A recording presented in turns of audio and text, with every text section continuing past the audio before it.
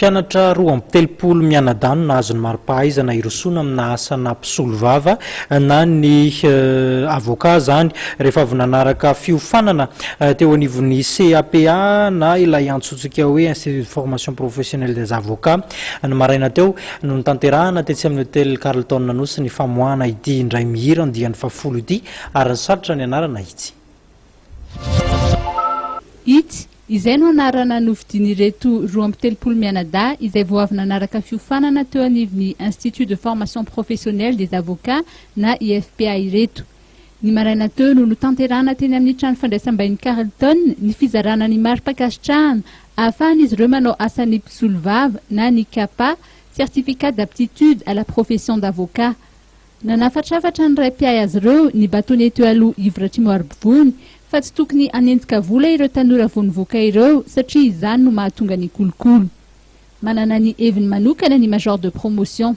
Vision-ko aloha dia surtout rétablir surtout l'image ny avocat pour indrindra dia manarakaraka izay hoe amiko ça commence par soi-même ny eka compétence anao ahafahanao manasoa ny manodidina dia miaro manodidina dia manasoa firenena ihany.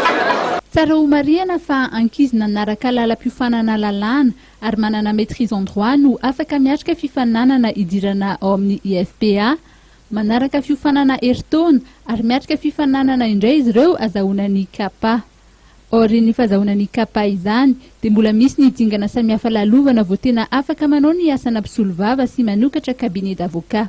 Dia anisan'ny taratasy anankiray zay CAPA zay zaraina anao zay ahafahany mangataka hiditra ho mpisolo vava dia amin'izay fotoana izay nefany izy mandefa taratasy atota taratasy eo amin'ny filakevitry ny lavitra. Izay anisan'ilay zavatra namena androany dia misy zavatra maromaro izay angatahany ny filakevitry ny lavitra dia dinihana hoe move izy mahafeno fampetratra izay lalàna anaovana fanadihadihana ihany koa momba ny fitondratena ny nandritra izay na hoe enquête de moralité sisa dia manapa-kevitra ny filakevitry ny lavitra na horaisina ho mpisolo vava mpianatra ra izy na lavina ny fangatahany. Dia mpianatra ra zany izy mandritra ny telotona dia rehefa tapitra izay telotona dia mandalo fitsapana vaizana izy dia izay vao mahazo ny avocat tompon-toerana anazy na avocat titulaire. Zay zany izy fa afaka manokatra ny cabinet d'étude iasany. Ny talain général-ny ministeran'ny fitsarana moa no nisolo tenan'ny ministry ny fitsarana pitahin'ny fitomboka tse-mpanjakana tamin'ny ity lanonana ity.